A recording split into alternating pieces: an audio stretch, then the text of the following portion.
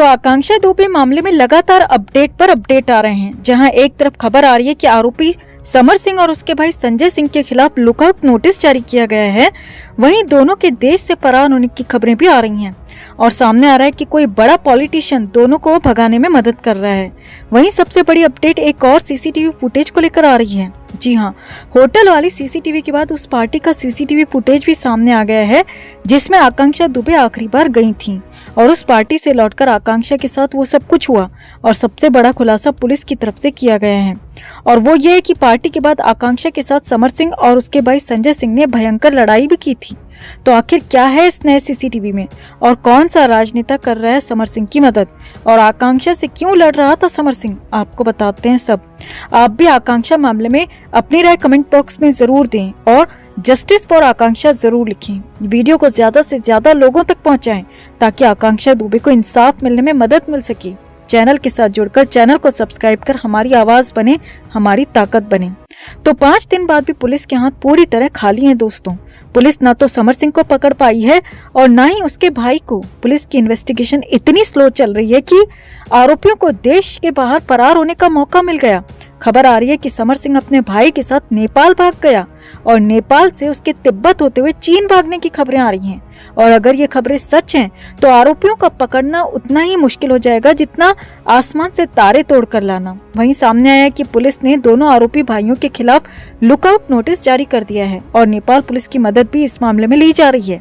ये सारी अपडेट आ रही है। इसी बीच रिपोर्ट में दावा किया जा रहा है कि समर सिंह कोई इतना बड़ा आदमी नहीं है कि वो यूपी पुलिस को चकमा देकर विदेश भाग जाए।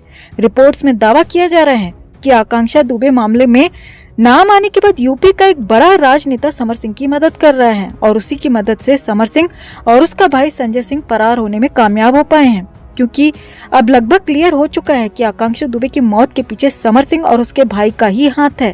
क्योंकि अब तो सीसीटीवी फुटेज भी पुलिस के हाथ लग गया है जिसका इंतजार हर किसी को था।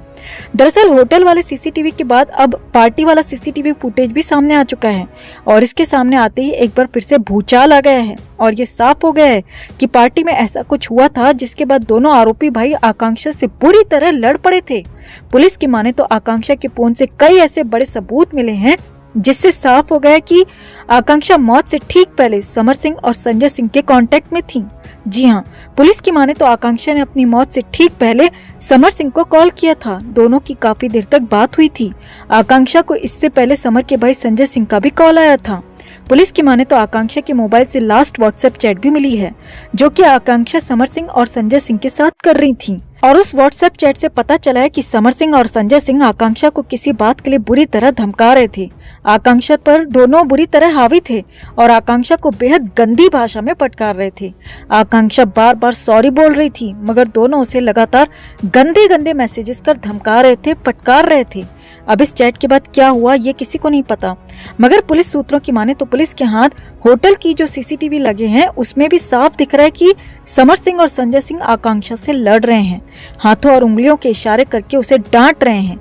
एक फुटेज में तो समर सिंह आकांक्षा को धक्के देते हुए भी दिखाई दे रहा है और आकांक्षा बुरी तरह रोती हुई नजर आ रही है। तो आखिर समर सिंह आकांक्षा के साथ ऐसा बर्ताव क्यों कर रहा था, ये बड़ा सवाल है। अब होटल की सीसीटीवी में आकांक्षा बिल्कुल नॉर्मल लग रही थी। कहीं से भी नहीं लग रहा था कि आकांक्षा को उस फाइट से कोई फर्क पड़ा था और वो इतना बड़ा कदम उठा सकती हैं। ऐसा आकांक्षा को देखकर बिल्कुल भी नहीं लग रहा था क्योंकि कोई परेशान होता है तो उसकी बॉडी लैंग्वेज से पता चल जाता है। मगर होटल की फुटेज में आकांक्षा बिल्कुल नॉर्मल और कॉन्फिडेंट दिख रही थी। तो ये तो साफ हो चुका है कि आकांक्षा ने खुद को नहीं मारा क्योंकि वैसे भी बैठे बैठे तो कोई खुद को फंदे पर लटका नहीं सकता। ये बात हम आपको पहले भी बता चुके हैं और आकांक्षा की मां मधु दुबे भी बार बार यही सवाल उठा रही हैं कि आखिर कैसे बैठे बैठे सिटिंग पोजीशन में आकांक्षा फंदे से लटक सकती हैं। तो फिर हुआ क्या है, कैसे आकांक्षा की मौत हुई? क्या आकांक्षा के होटल पहुंचने से पहले ही कमरे में कोई और भी मौजूद था? बाहर आवाज ना आ सके इसके लिए वॉशरूम के अंदर नल किसने खोले? हंसती खेलती एक्ट्रेस की जान किसने ली? इसका खुलासा होना चाहिए और आकांक्षा की मौत को इंसाफ मिलना चाहिए वरना एक एक कर ऐसे ही कलाकार मारे जाते रहेंगे। सुशांत सिंह राजपूत, तुनिशा शर्मा, दिव्या भारती, जिया खान और अब आकांक्षा दुबे। तो आपका इस पूरे घटनाक्रम पर, इस पूरे अपडेट पर क्या कहना है? कौन नेता समर सिंह को भगा रहा है? समर सिंह आकांक्षा से पार्टी में क्यों लड़ रहा था? और क्या होटल के रूम नंबर 105 में आकांक्षा और संदीप सिंह के अलावा कोई तीसरा शख्स भी मौजूद था? आपको क्या लगता है? आप भी अपनी बात, अपनी राय कमेंट में जरूर रखें और वीडियो को ज्यादा से ज्यादा लोगों तक जरूर पहुंचाएं और चैनल के साथ जुड़कर चैनल की आवाज बने। तो 4 दिन बाद आकांक्षा के फोन अनलॉक हो जाने के बाद जो बड़े सबूत सामने आए हैं उसे सिलसिलेवार तरीके से आपको बताते हैं। आकांक्षा का फोन खुलते ही सबसे पहले जो चेक किया गया वो आकांक्षा का कॉल लॉग था। वैसे तो फोन की कॉल डिटेल कंपनी की तरफ से भी मिल गई थी, मगर हैरानी ये थी कि आकांक्षा के फोन में समर सिंह के 50 से ज्यादा मिस्ड कॉल थे। जी हाँ, ये कॉल डिटेल्स कहीं और नहीं दिखती, बल्कि ये सिर्फ फोन में ही दिखती हैं। तो वो यहाँ पर दिखा है। 25 मार्च की सुबह से लेकर 25 मार्च की देर शाम तक समर सिंह के ये मिस्ड कॉल्स थे, जो कि कॉल ही थे, लेकिन आकांक्षा ने फोन पिक नहीं किया था।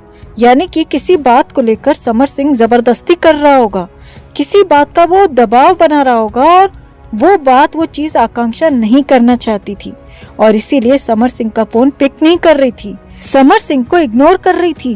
25 मार्च को ही 50 से ज्यादा मिस्ड कॉल्स के बाद आकांक्षा ने समर सिंह को कॉल बैक किया और 3 बार आकांक्षा और समर सिंह के बीच फोन पर बात हुई। 25 मार्च की शाम को 4:30 बजे के आसपास पहली कॉल हुई और करीब 10 मिनट ये बातचीत हुई और सूत्रों के मुताबिक इसके बाद ही करीब 5 बजे आकांक्षा ने कहा कि उसे एक बर्थडे पार्टी में जाना है। यानी कि समर सिंह ने आकांक्षा को जबरदस्ती उस पार्टी में बुलाया था। इसमें आकांक्षा जाना नहीं चाहती थी और समर सिंह से बात नहीं करना चाहती थी, लेकिन फोन नहीं उठाया और मजबूरी में जब फोन उठाया तो जरूर समर सिंह ने किसी बात पर आकांक्षा को धमकाया होगा। उसके बाद ही आकांक्षा समर सिंह के साथ उस पार्टी में जाने को तैयार हुई होगी, ऐसी आशंका जताई जा रही है। आगे देखिए, उसके बाद करीब 6:30 बजे के आसपास फिर से समर सिंह ने आकांक्षा को कॉल किया और यहाँ पर कुल मिलाकर 2 मिनट के आसपास दोनों की बातचीत हुई। यानी कि हो सकता है यहाँ पार्टी में चलने को लेकर फाइनल कॉल किया गया हो और उसके बाद आकांक्षा उस पार्टी में गई हो और फिर उस लड़के के साथ वापस आई, जो कि 17 मिनट तक आकांक्षा के रूम में रहा। और जब तक वो लड़का रूम में रहा तो उस दौरान यानी कि उस 17 मिनट तक कमरे की लाइट बंद थी, कमरे के वॉशरूम का नल चालू था, जो कि हम आपको पहले ही बता चुके हैं। आगे देखिए, उसके बाद देर रात को यानी कि आकांक्षा के होटल पहुंचने की देर रात को समर सिंह ने फिर से आकांक्षा को फोन किया और इस बार बहुत लंबी बातचीत दोनों के बीच हुई और बातचीत करीब 1.5 घंटे की बताई जा रही है। करीब 93 मिनट की ये बातचीत है और ये बातचीत ठीक उस घटना से पहले ही हुई है। आकांक्षा को उस कॉल में समर सिंह ने बुरी तरह से धमकाया होगा, डराया होगा और बहुत कुछ कहा होगा। इसीलिए तो जब आकांक्षा इंस्टाग्राम पर लाइव आई तो वो लगातार रो रही थी, मुंह छिपाकर रो रही थी और काफी देर तक रोती दिखी थी। यानी कि कुछ न कुछ तो उस फोन कॉल में भी हुआ है, कुछ न कुछ तो समर सिंह ने कहा है, कुछ न कुछ तो ऐसी बात हुई है जिसके बाद ही आकांक्षा इंस्टा पर लाइव आई, बिना कुछ बोले रोने लगी और बहुत